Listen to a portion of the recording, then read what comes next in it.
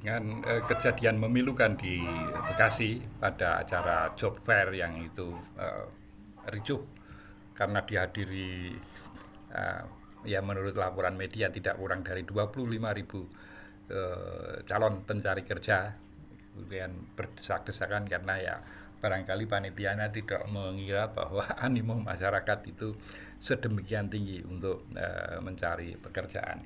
Nah, seolah-olah peristiwa di Bekasi itu mengkonfirmasi laporan IMF bahwa Indonesia itu angka penganggurannya tertinggi di ASEAN. Kalau di Asia itu tertinggi kedua. Nah ini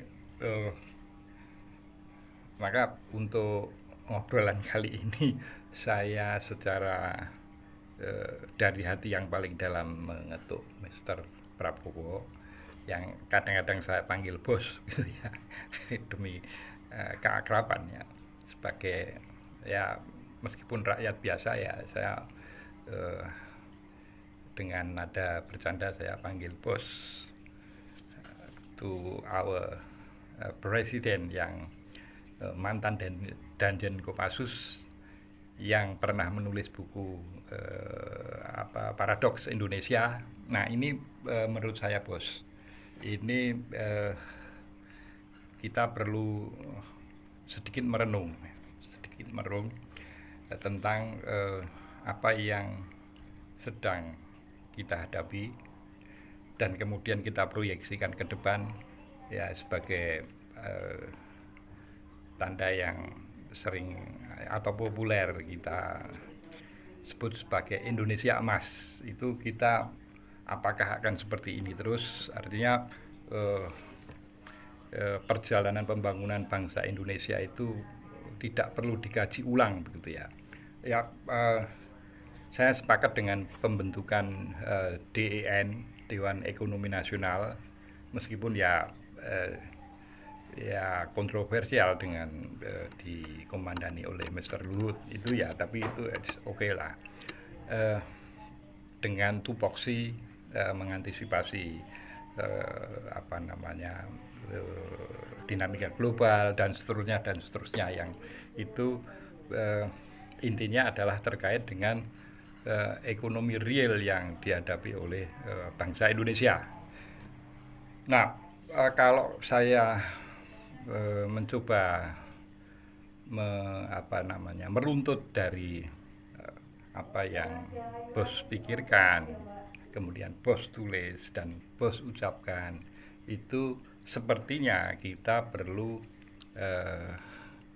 membentuk Dewan Ekonomi Konstitusi yang tupoksinya tentu berbeda dengan Dewan Ekonomi Nasional, di mana kalau kita perhatikan proses perjalanan pembangunan ekonomi Indonesia itu tidak ada satu perencanaan yang ya kalau dalam hal ini kita mau tidak mau mengambil contoh eranya Pak Harto, di mana perencanaan itu sedemikian matang. Saya kira terlepas dari segala kontroversialnya, apa yang dilakukan oleh Pak Harto itu merupakan perencanaan ekonomi yang sangat matang. Nah, balik pada apa yang Mr. Prabowo pikirkan, tuliskan, dan ucapkan, itu saya kira perlu ada dewan khusus yang sifatnya nanti sebagai peletak dasar paradigma baru pembangunan ekonomi Indonesia. Karena bagaimanapun kalau kita mau jujur, apa yang terjadi di Indonesia selama ini kita masih jauh dari apa yang diamanatkan oleh para pendahulu bangsa, oleh para pendiri bangsa melalui pasal terutama 33. Nah, persoalan yang kemudian muncul secara dinamis pasca kemerdekaan itu kalau menurut saya ya salah satunya bermuara pada pasal 33. Nah, eh, kembali eh, saran saya untuk membentuk Dewan Ekonomi Konstitusi itu bagaimana pada periode Mr. Prabowo itu eh, dicoba digagas paradigma baru pembangunan ekonomi Indonesia yang sejalan dengan pasal 33 Undang-Undang Dasar 1945. Karena ini menurut saya sangat urgent ya, karena ya dengan latar belakang Mr. Prabowo sebetulnya kita rakyat Indonesia sangat berharap bahwa apa yang akan dilakukan Mr. Prabowo inline dengan yang pernah dipikirkan, yang pernah ditulis, dan yang pernah diucapkan. Ya ini ya kita sebagai masyarakat paham betul bahwa Mr. Prabowo menghadapi situasi politik yang tidak ringan untuk diurai. Tapi itu tidak kemudian menjadikan Mr. Prabowo itu tidak punya tanggung jawab untuk perekonomian disusun. Artinya negara itu harus mendesain perekonomian, tidak hanya istilahnya reaktif terhadap kondisi yang sekarang ada. Disusun artinya ada satu upaya yang sangat sadar untuk memformat ekonomi based on pasal 33. Boleh jadi dalam periode Mr. Prabowo apa yang digagas itu belum terwujud, it's okay, tidak masalah. Tetapi next period, sekali lagi entah itu nanti Mr. Prabowo ya running lagi sebagai presiden atau orang lain, tetapi kita sudah satu punya blueprint tentang bagaimana mestinya ekonomi Indonesia itu dikelola sesuai dengan amanat para pendiri bangsa. Boleh jadi kalau kita kembali pada peristiwa yang memilukan di job fair di Bekasi itu, kalau diruntut-runtut ya persoalannya adalah kita abai terhadap pasal 33. Kita di bidang pendidikan misalnya, menurut saya ini sekali lagi menurut saya, dan Anda boleh tidak sepakat, dan Mr. Presiden ya saya bersedia untuk